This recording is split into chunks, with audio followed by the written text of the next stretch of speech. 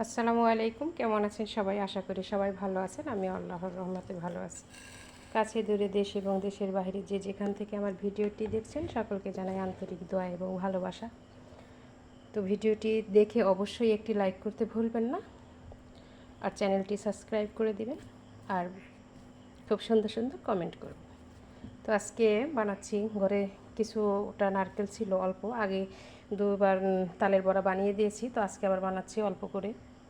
অল্প নারকেল ছিল, তো ওইটা দিয়ে তৈরি করে নেব। এখানে চালের গুঁড়াটা এখানেই করে নিয়েছি, সামান্য গুঁড়া, বেশি না কিন্তু। তো এখানে চালের গুঁড়া দিয়েছি, সামান্য নারকেল ছিল ওটাও দিয়ে দিয়েছি, আর একটু আটা দিয়ে দিব।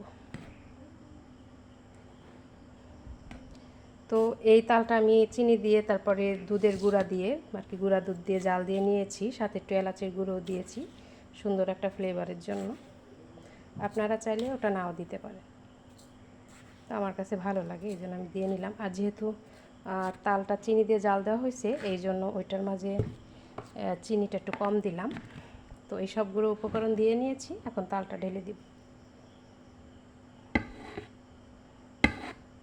তো এখন সুন্দর করে মাখিয়ে নেব। এখানে সুন্দর করে তালটা জাল দিয়ে নিয়েছি,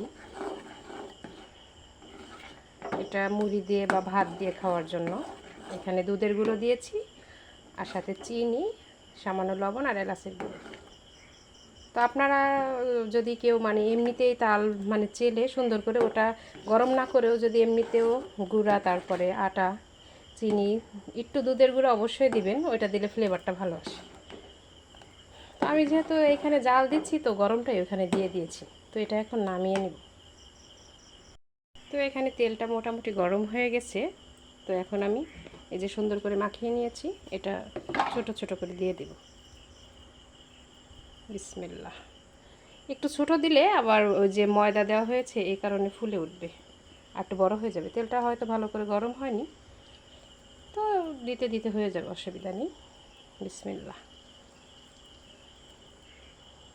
আমি বিসমিল্লাহ বলেই রান্না শুরু করি, কিন্তু কথা বলতে বলতে খেয়াল ছিল না, এই জন্য যখন মনে হলো তখনই দিয়ে দিলাম।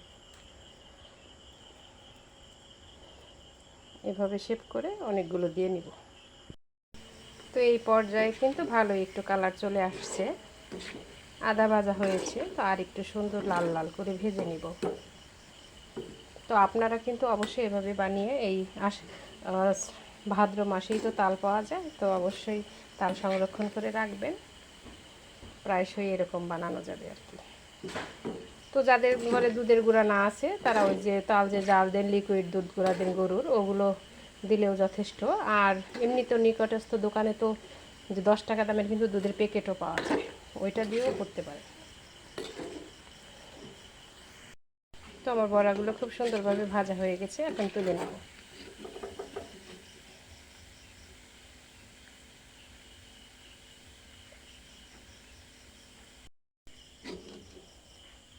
তো এই যে গরম গরম তালের বড়া রেডি।